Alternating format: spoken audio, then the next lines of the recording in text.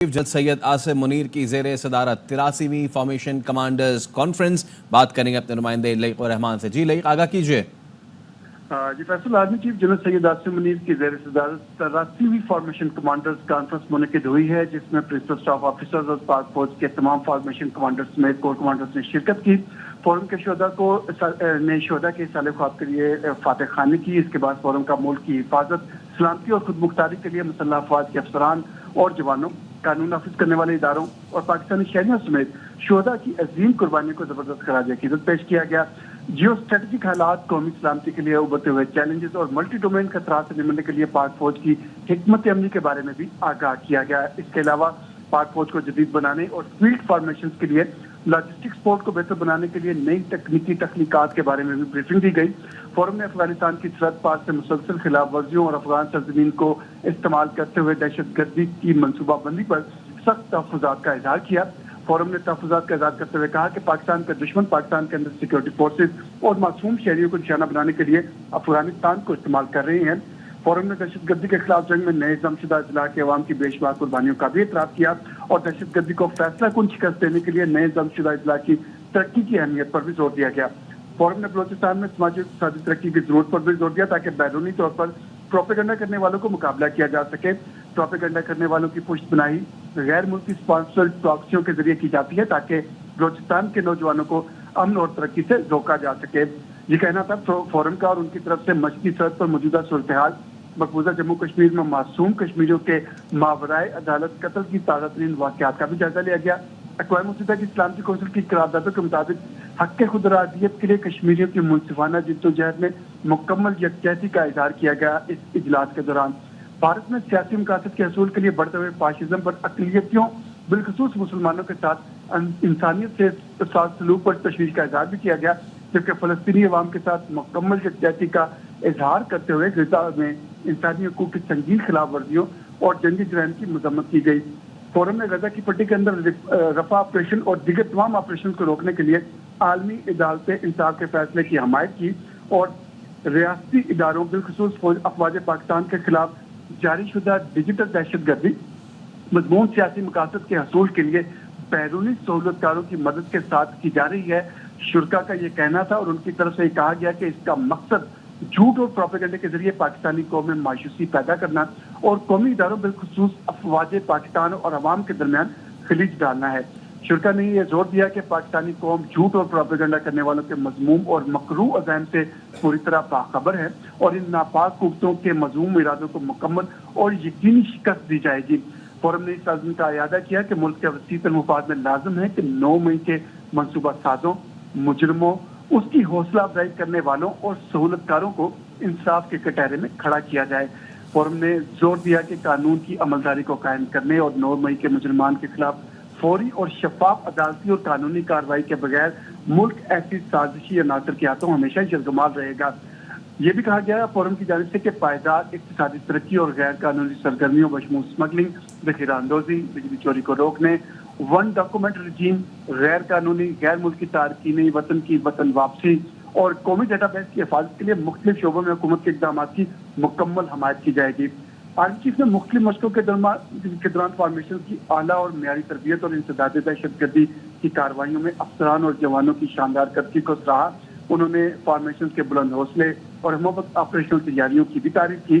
शुरका conference ने हाजिर service, retired अफसरान और जवानों की तरबियत, इंतजामिया और फलाह बहबूद के लिए फौजी सतह पर किए जाने वाले इक़दाम पर मुकम्मल इत्मीनान का इज़हार किया, जबकि यौम तकबीर पर पाकिस्तान की तरफ से हासिल किए गए अहम संग मील और खित्ते पर इसके मुस्तहकम असरात को भी सराहा गया।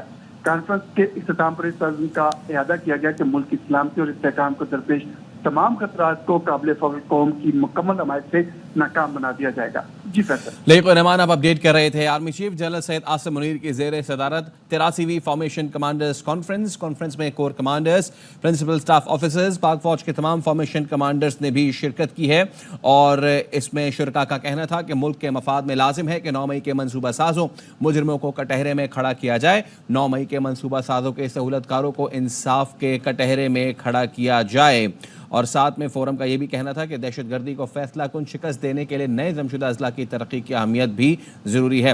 بات کریں گے بریگیڈیئر ریٹائرڈ راشد ولی جنجوعہ صاحب ہمارے ساتھ موجود ہیں. راشد صاحب بہت شکریہ ایئر کو وقت دینے کے لیے. بہت ہی دو ٹوک کی گفتگو کی گئی. ملک کے مفاد میں لازم کہ 9 مئی کے منصوبہ سازوں مجرموں کو کٹہرے میں کھڑا کیا جائے. کیا کہیں گے اس پہ آپ؟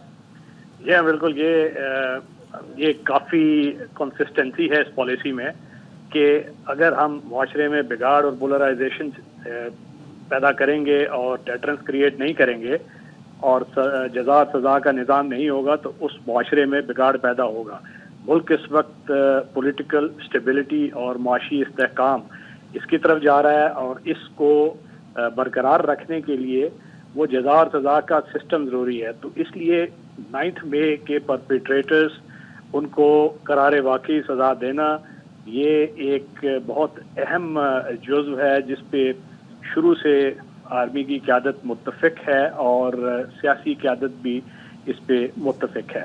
اس کے بعد یہ ہمارا جو دہشت گردی سے لڑنے کا عزم ہے, معاشرے میں ایک اسٹیبلٹی قائم کرنا اور ایسا ماحول سازگار بنانا جس میں انویسٹمنٹس آئیں, اس کے لیے ہمارے جو آرم فورسز کے جوان ہیں وہ دن رات قربانیاں دے رہے ہیں اور اپنے خون سے اس وطن کی جو معاشی استحکام ہے اس کی آبیاری کر رہے ہیں. تو یہ اس عزم کا بھی ایک احاطہ ہے. اور اس کے بعد جو اسٹیٹ کی باقی استحکام کے لیے معاشی جو بھی کوآرڈینیشن کرنی پڑے گی, چاہے وہ SIFC کے توسط سے ہو, چاہے وہ کسی اور فورم سے ہو, تو اس کے لیے پوری سپورٹ دینے کا ایک یہ احاطہ کیا گیا ہے. اور یہ ایک کلیئر ویژن ہے جس کے تحت کے آگے ملک کو لے جایا جائے گا انشاءاللہ. اور یہ بہت امپورٹنٹ اس کا ری آئٹریشن ہوتا ہے ان تمام کنوکشنز کا, اور وہ وقتاً فوقتاً اس کا اعادہ کرنا اس لیے بھی ضروری ہوتا ہے کہ اس ویژن سے جو آج کل ایک سیلاب آیا ہوا ہے سوشل میڈیا پہ جھوٹ اور اس کا تومار باندھا جا رہا ہے, اور وہ اس کو ڈائگریشن نہ کر دے یا اس کو ڈیٹریکٹ نہ کر دیں. بالکل.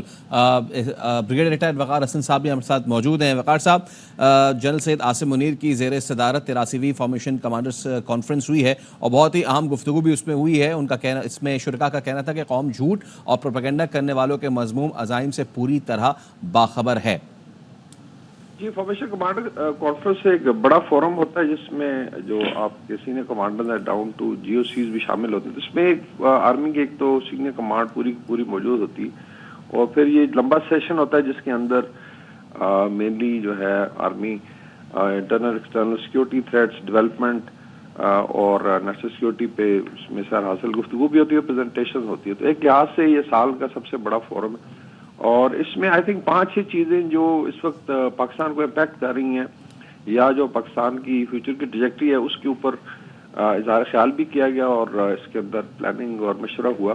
اس میں دونوں بارڈرز کی سچویشن ہے, اسپیشلی افغانستان کا اسپیسیفک ذکر تھا, بس وہاں سے جو ٹیررزم ہے as a state policy Pakistan کے اگینسٹ استعمال ہو رہا ہے, اور اس کے اگینسٹ جو ملٹری ہے, لا انفورسمنٹ ایجنسیز ہیں, انٹیلیجنس ہے, وہ آپریٹ کر رہی ہے. انٹیلیجنس بیس آپریشن ہے, اس میں کافی تیزی آئی ہے, اور افغانستان کی گورنمنٹ کو بھی آئی تھنک بارہا کمیونیکیٹ کیا گیا کہ یہ پالیسی ابھی نہیں چلے گی, انشاءاللہ پاکستان کامیاب ہوگا.